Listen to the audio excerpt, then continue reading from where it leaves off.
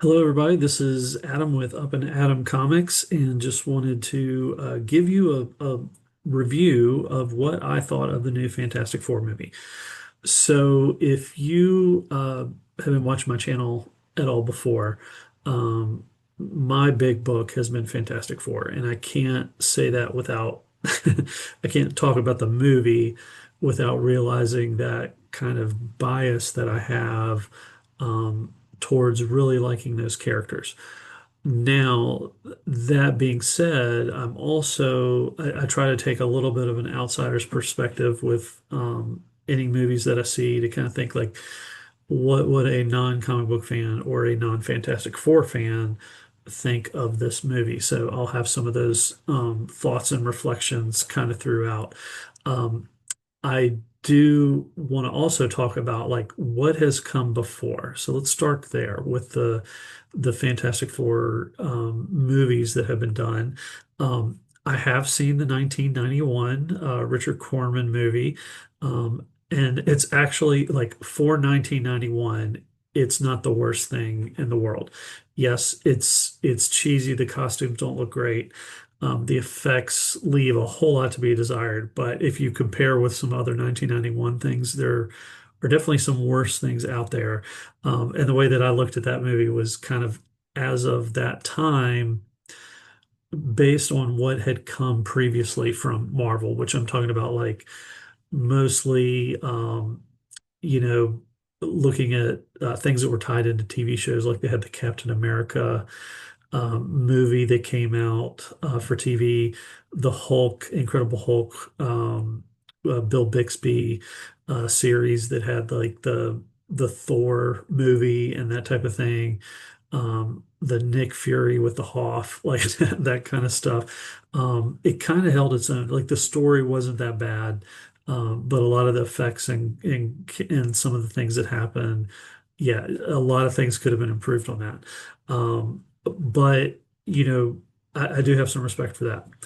Then there is the two movies that came out that were with Ian Griffith and Jessica Alba, Michael Chiklis, and Chris Evans as the Fantastic Four, and I actually enjoyed those movies. There's definitely some things that I know, and it seems like some of those older movies, I think some people like to generally trash them because there's like, oh, they were done, they weren't that great. They in terms of getting the characters and some of that kind of stuff right, they did a decent job with that, I thought. Um, the and then there was the one that came out was gosh, I can't even remember the year. Was it 2015, something like that? The Michael B. Jordan version, Kate Mara. I can't even remember the other two actors, but anyway, that movie I thought was absolutely terrible. I went in knowing from what I'd seen from the trailers that I thought that movie was going to be trash, and that surely held up. And before I went into that movie, and generally for my sake, I want superhero movies to be successful. I like because when I grew up, I didn't have these things on the screen to go see a movie about them. So I get excited about seeing characters that I've liked and know a whole lot about, and to see them on a big screen. That's great, and I want others to get that appreciation for the characters because it might lead them into exploring more, getting into comics, getting into some of this lore and understanding, uh, from a pop culture standpoint. And so I've enjoyed seeing a lot of the Marvel and DC movies do pretty well in uh, in the U.S. across the world, just for the exposure that that's given to comics. And so I've enjoyed that. So generally, when I go into a movie, I'm just going to be excited just to see those characters do the thing, whether that's totally authentic to how the characters are written. I'm okay with a little exploration on that end. there are reasons, there are things that are from the 1960s and before that you probably need to change, or it just won't feel great. Um, so when that, I'm going to call it the 2015, I'm not sure that's the actual year, but when that movie came out, I went into it knowing like this is probably going to be trash, but I'm going to go into it just thinking like it's a superhero movie. Maybe it doesn't even have to think about being a Fantastic Four movie, but let's just go in with the mindset of a superhero movie. And I thought it was so terrible. One of the few movies I really debated walking out of, just because I thought it was just such terribly written material. Um, so it's been a while, and there's been a lot of things that have happened in the MCU since, and this is kind of the first, except for that little bit with John Krasinski where you get to see him as Mr. Fantastic. There hasn't been a whole lot of Fantastic Four content in the mainstream. So I was really, from what I'd seen from the trailers, I was pretty excited to see the movie. And I will let you know, I think there may be some minor spoilers here. I'll try to avoid any kind of big plot things or things like that. But if you're debating about going to see the new one, I would highly recommend it. I think it's has a little bit of a different feel overall compared to some of the other MCU movies. Um, but one thing that's kind of nice is this is a fresh franchise. You don't have to have watched a whole bunch of other Marvel stuff. Like you don't have to have a subscription to Disney Plus. You don't have to have seen all the other movies that have led up to it to enjoy this. So it's very, um, newbie friendly in terms of your knowledge base going in doesn't really have to be much of anything, which yeah, I think is refreshing. I want to talk a little bit just about the characters and how I felt that they were portrayed. First off, you get Pedro Pascal as Mr. Fantastic. Um, that role, I think he did a decent job with it. Um, Reed Richards is kind of that logical, um, you know, almost boring scientist that's really, heavily focused on his work more than anything else. And I think it's a constant, like at least within the comics, there's always this constant battle of trying to bring him into humanity and understanding some of what everybody else, what the normal people deal with in terms of emotions and connection and things like that. And he has that in his heart, but he has so much stress on himself, knowing how smart he is, that he needs to try to help solve the problems. And I think that heavily, came through in Pedro Pascal's performance. So I do think he did a good job with that part of it. Next is Invisible Woman, and so I think, oh my gosh, the actress's name totally escaping me for 1 second here. Let me pull that up. Yes, Vanessa Kirby. Um, I thought Vanessa Kirby did a wonderful job. I know there were people that were worried about her portrayal and if it was too powerful of a member, putting her in the limelight. But I think if you have read a lot of the comics from Fantastic Four, Sue is probably the most powerful of the foursome. And it was nice to see her in a role of leadership, in a role of being like the public facing um, spokesperson for the group, the one that was of most interest, I think, to the public in this world. And I think that Vanessa Kirby did an amazing job of displaying that strength and being a celebrity, a mother, um, a wife, all of those things. And I'm a big feminist myself, and I just really enjoyed seeing her in that role. And I don't think it was like a forced. thing to try to put her into that big thing. It made sense for the story. So I thought that was great. I thought she did a wonderful job of that. Next up is Human Torch, who was played by Joseph Quinn.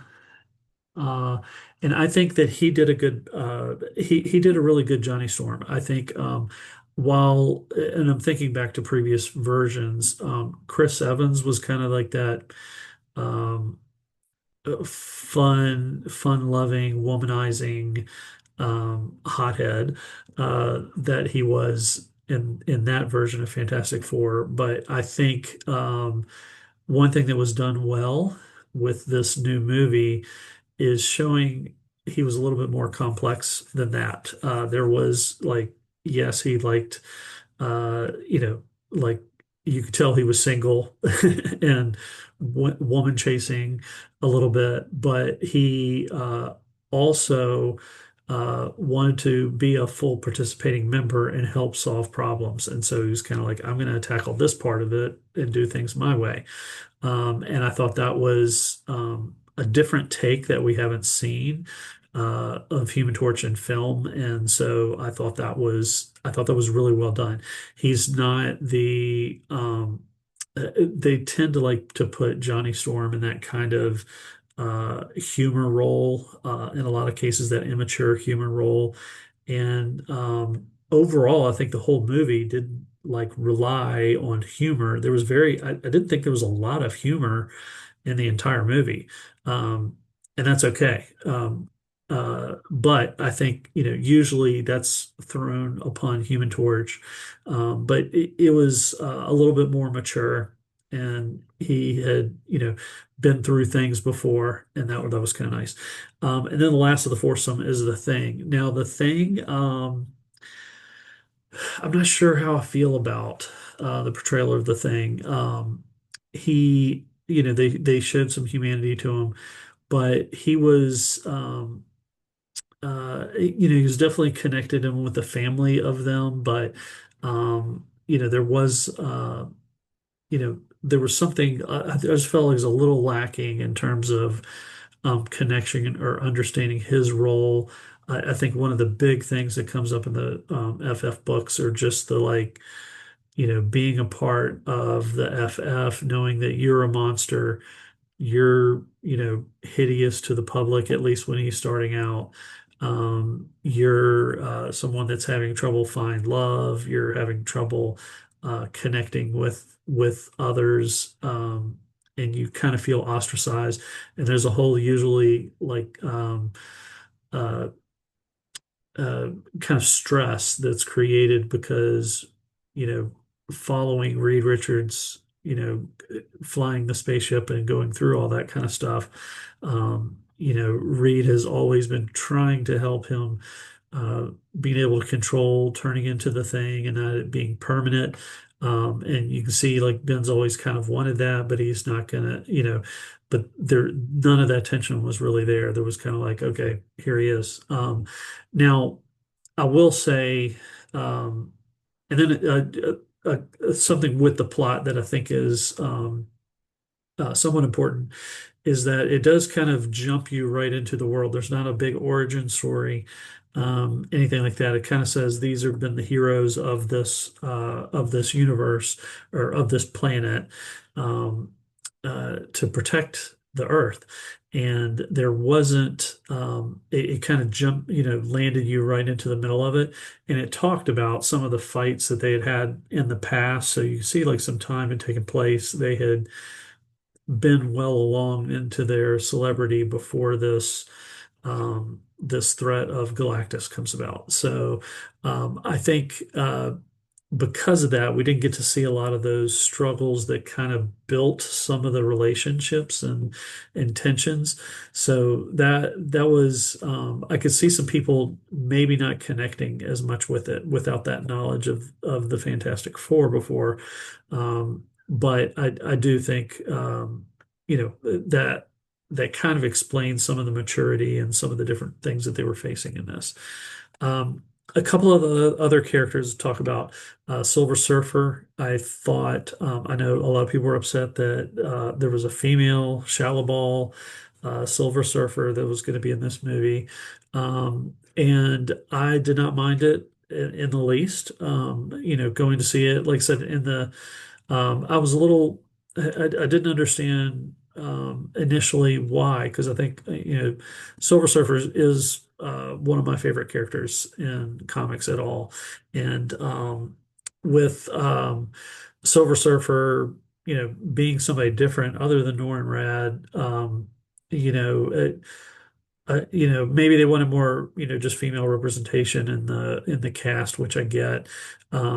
If you were going to do it with anybody, it has to be and make a female. Like Shallow Ball would have made sense, or they could have gone with like Frankie Ray Nova to be like the Herald of Galactus at the time. But I will say, the actress that did Silver Surfer and the CGI for surfing and doing some of that kind of stuff. You see a lot more of that, I think, than in previous iterations.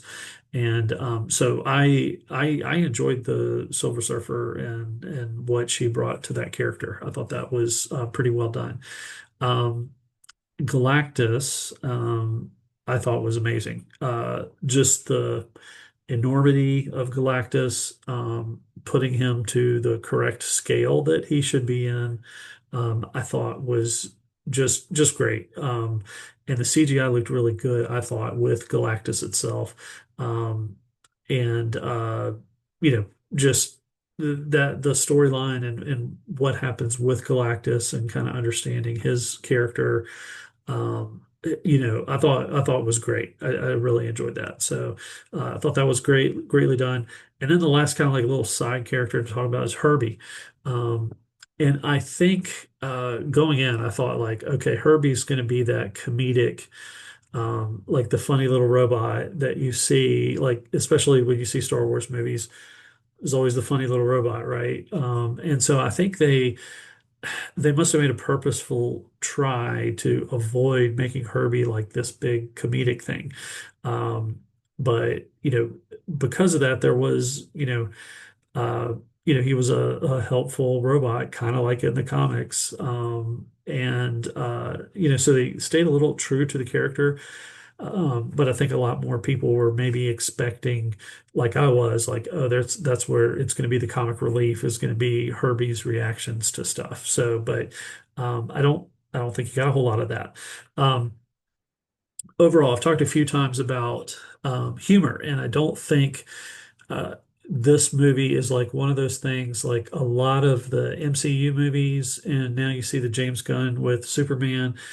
There's a lot of that like humor built in to kind of take away from some of the tense moments, and maybe it's overdone in a lot of ways. And you hear those complaints from some of the Superman um, uh, franchise recent movie that came out that have had some problems with some of the humor with that. Now, personally, I think Superman needed a little humor, and he's usually too serious of a character in a lot of ways with how he's portrayed, and it's nice to um, have that lightened up a little bit.